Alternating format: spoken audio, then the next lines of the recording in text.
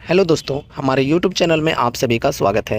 इस वीडियो में हम वारी रिन्यूएबल्स की टेक्निकल एनालिसिस करने वाले हैं। इनकी टेक्निकल्स के ऊपर डिटेल्स में डिस्कस करने वाले हैं, जो कि दोनों टाइप के इन्वेस्टर्स के लिए यूजफुल हो सकती है।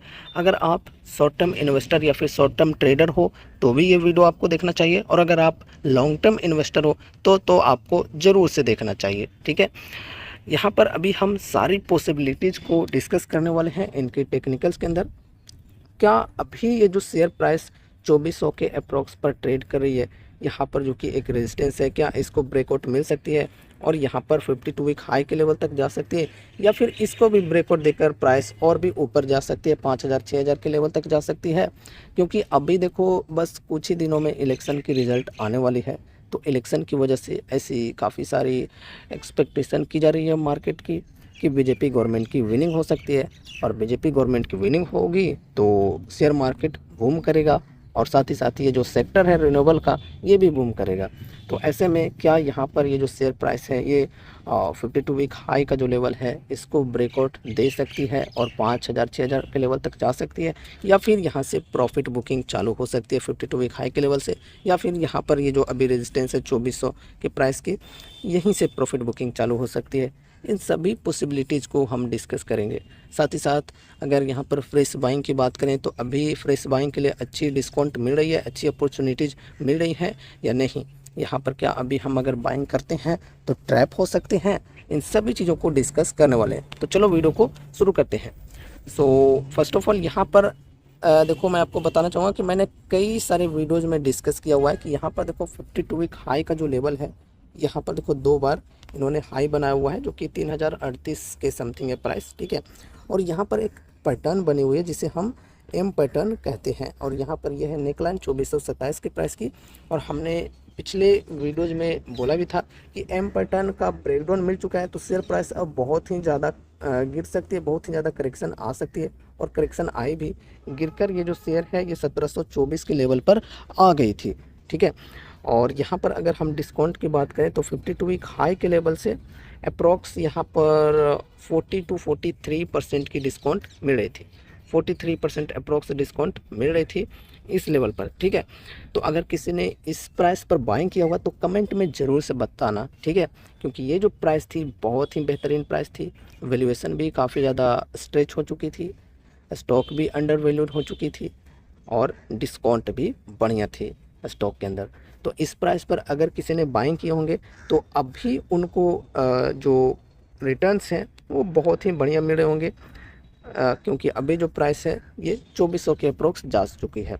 तो यहाँ से यहाँ तक की अगर हम बात करें तो अप्रोक्स यहाँ पर 35 to 40% की रिटर्न्स मिल चुके होंगे। ठीक है, और जो लोग यहाँ पर शॉर्ट टर्म के लिए बैठे होंगे इस लेवल पर ख़रीद कर, वो यहाँ पर प्रॉफिट बुकिंग चालू करेंगे। तो प्रॉफिट बुकिंग चालू करते हैं अगर, तो फिर शेयर के अंदर गिरावट हमें देखने को मिल सकती है, ये एक पॉसिबिलिटी है। ठीक है, कि जो लोग शॉर्ट टर्म के लिए बाइंग किए होंगे वो यहाँ पर इस रेजिस्टेंस के लेवल पर सेलिंग करना चालू करेंगे, प्रॉफिट बुकिंग करना चालू करेंगे, क्योंकि सिर्फ कुछ ही दिनों में उनको रिटर्न्स बढ़िया मिल चुके हैं, 40% के अप्रोक्स रिटर्न्स मिल चुके हैं। ठीक है, ये पहली पॉसिबिलिटी हो गई। एंड उसके बाद यहाँ पर एक और पॉसिबिलिटी ये भी है कि यहाँ पर प्रॉफिट बुकिंग कुछ लोग करेंगे, और कुछ लोग यहाँ पर बाइंग ऑर्डर्स भी लगा सकते हैं। क्यों? क्योंकि इलेक्शन की रिज़ल्ट जस्ट कुछ ही दिनों में आने वाली है, तो रिज़ल्ट को लेकर एक्सपेक्टेशन काफ़ी बढ़िया है कि बीजेपी गवर्नमेंट की विनिंग होगी तो मार्केट बढ़ेगा, रिन्यूएबल सेक्टर भी बढ़ेगा। इस प्रकार की एक्सपेक्टेशन है कि रिन्यूएबल सेक्टर बहुत ही तेज़ी पकड़ सकती है। ठीक है, तो इस वजह से यहाँ पर लोग हो सकते हैं कि बाइंग ऑर्डर्स लगाएं, और ये जो प्राइस है 2427 की जो रेजिस्टेंस है इसको ब्रेकआउट मिले, और ब्रेकआउट मिलती है तो फिर इस प्राइस तक जा सकती है, जो कि एक बहुत ही बड़ी रेजिस्टेंस होगी, 52 वीक हाई की रेजिस्टेंस होगी। ठीक है, तो यहाँ पर अगर कोई फ्रेश बाइंग करना चाहते हैं तो फर्स्ट ऑफ ऑल ये देख लेना कि अभी डिस्काउंट कितनी है। डिस्काउंट की बात करें तो 52 वीक हाई से अप्रॉक्स 20% की डिस्काउंट यहाँ पर मिल रही है, जो कि ठीक ठाक है। अगर इस प्राइस पर बाई कर लिए होते तो और भी अच्छी बात होती, लेकिन कोई नहीं, अगर आप इस प्राइस पर भी बाइंग करना चाहते हो तो अभी 20% की डिस्काउंट है। लेकिन यहाँ पर अगर हम वैल्यूएशन की बात करें तो वैल्यूएशन यहाँ पर एक्सपेंसिव अभी हो चुकी है। 52 वीक हाई के लेवल से वैल्यूएशन की बात करें तो उससे तो कम ही है एक्सपेंसिव, लेकिन यहाँ पर ओवरऑल देखा जाए तो एक्सपेंसिव है। 168 की पी है, इंडस्ट्री पी देखो 38.8 की है। पेग रेशियो की बात करें तो 1.16 है, मतलब स्टॉक ओवर वैल्यूड हो चुकी है। तो इस हिसाब से अगर आपको इंटरेस्ट है तो आप सोच सकते हो यहाँ पर इन्वेस्टमेंट के लिए। बाकी आप अपने फाइनेंशियल एडवाइज़र से कंसल्ट कर लेना, क्योंकि मैं आपको कोई रिकमेंडेशंस या फिर कोई एडवाइस नहीं दे रहा हूँ, ठीक है। तो यहाँ पर फ्रेश बाइंग के लिए अपॉर्चुनिटी ये हो सकती है, लेकिन यहाँ पर बाइंग तभी करेंगे जब यहाँ पर ब्रेकआउट मिलेगी और यहाँ पर ऊपर में जाने की चांसेज होंगी तभी। अगर हम इधर नीचे में ही बाइंग कर लेते हैं और यहाँ से अगर प्रॉफिट बुकिंग चालू हो जाती है तो फिर बहुत ही ज़्यादा करेक्शन आ सकती है प्राइस के अंदर और फिर हमें नुकसान हो सकता है। इसलिए ब्रेकआउट का वेट करेंगे थोड़ा सा, प्राइस थोड़ा सा बढ़ भी जाए तो कोई टेंशन नहीं, हमें सेफ्टी के साथ ही चलना चाहिए। ये मेरी पर्सनल थिंकिंग है, आप अपने अनुसार आपकी जो भी स्ट्रेटेजी है उसके अनुसार चल सकते हो। अगर यहाँ पर ब्रेकआउट मिलती है तो फिर इस प्राइस तक जा सकती है, और यहाँ पर अगर कोई जो ब्रेकआउट ट्रेडर है, जो शॉर्ट टर्म ट्रेडर है, वो यहाँ पर ट्रेड लेना चाहते हैं तो यहाँ पर ट्रेड ले सकते हैं और फिर यहाँ पर प्रॉफिट बुकिंग कर सकते हैं, और ऐसा लोग जनरली करते भी हैं। तो यहाँ पर देखो ब्रेकआउट मिलेगी तो फिर कुछ लोग यहाँ पर बाइंग करेंगे और उसके बाद 52 वीक हाई का जो लेवल है यहाँ पर सेलिंग करेंगे, तो यहाँ से भी गिरावट आने के चांसेज हैं, सेलिंग प्रेशर देखने को यहाँ पर मिल सकती है। लेकिन जैसा कि अभी हमने डिस्कस किया, इलेक्शन का जो रिजल्ट है उसके वजह से तेज़ी आ सकती है शेयर के अंदर, तो हो सके तो ये भी एक पॉसिबिलिटी है कि ये जो 52 वीक हाई के लेवल है इसको ब्रेकआउट मिल जाए, और ब्रेकआउट अगर मिल जाती है तो फिर यहाँ पर बहुत ही भयंकर तेज़ी आ सकती है। ये जो शेयर प्राइस है फ़िलहाल 52 वीक हाई की 3038 की, ये बढ़कर 4000 5000 तक भी जा सकती है ईजिली, अगर मतलब इलेक्शन की रिज़ल्ट उस प्रकार से आती है जिस प्रकार से मार्केट की एक्सपेक्टेशन है तो, ठीक है।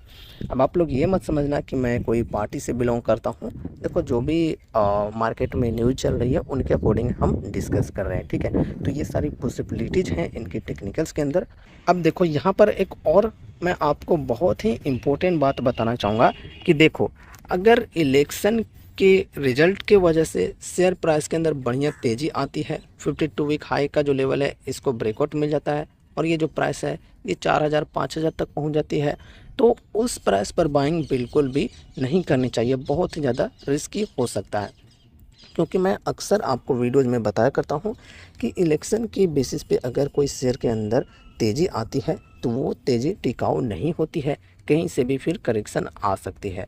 तो इस वजह से सोच समझ कर ही अच्छे पॉइंट अच्छे लेवल पर ही इन्वेस्टमेंट करनी चाहिए। ऐसा नहीं कि ब्रेकआउट मिल गया 4000 5000 पर पहुंच गया तो वहां पर हाई के लेवल पर आप लोग बाइंग करके फंस जाओ, जिस प्रकार से यहाँ पर लोग बाइंग करके फंस रहे थे। मैं जब बोलता था कि अभी बाइंग करने के लिए अच्छा समय नहीं है तो कुछ लोग नेगेटिव कमेंट्स करते थे और कहते थे कि बाइंग के लिए कोई समय नहीं होता है, कभी भी बाइंग कर सकते हैं। और जब प्राइस गिरकर इधर के लेवल पर आई तो उनके कमेंट्स देखने को मिलते ही नहीं थे, ठीक है। तो आप लोग जब भी इन्वेस्ट करो सोच समझ कर ही इन्वेस्ट करना। और साथ ही साथ यहाँ पर ऑपरेटर्स का गेम भी बहुत ही ज़्यादा चलता है, तो यहाँ पर जब ब्रेकआउट मिलेगी तो ऑपरेटर्स यहाँ पर शेयर को और भी ज़्यादा ऊपर तक लेकर जा सकते हैं, ठीक है। और लोग सोचेंगे कि शेयर बहुत ही ज़्यादा रफ्तार पकड़ चुकी है तो वो हाई के लेवल पर बाइंग करेंगे, उसके बाद ऑपरेटर्स सेल करना स्टार्ट करेंगे, यहाँ पर लोअर सर्किट लगेगी और आपको बेचने का मौका भी नहीं मिलेगा, तो बहुत ही ज़्यादा झटका लग सकता है। सो गाइस, इस प्रकार से हमें वारी रिन्यूएबल्स की टेक्निकल्स को अच्छी तरह से देखकर समझ बूझकर कोई भी इन्वेस्टमेंट की डिसीजंस लेनी चाहिए, और साथ ही साथ अपने फाइनेंशियल एडवाइज़र से भी कंसल्ट करनी चाहिए, ठीक है। अगर आपका फाइनेंशियल एडवाइज़र कोई नहीं है तो फिर आपको अपनी खुद की स्टडी, खुद की रिसर्च करनी चाहिए एंड उसके बाद ही कोई इन्वेस्टमेंट से रिलेटेड डिसीजंस लेनी चाहिए। उम्मीद है कि आज की ये वीडियो आपके लिए काफ़ी यूज़फुल हुई होगी, इन्फॉर्मेटिव हुई होगी। तो वीडियो को लाइक करके चैनल को सब्सक्राइब कर लेना और मिलते हैं अगले नए वीडियोज़ के साथ। तब तक के लिए बाय बाय।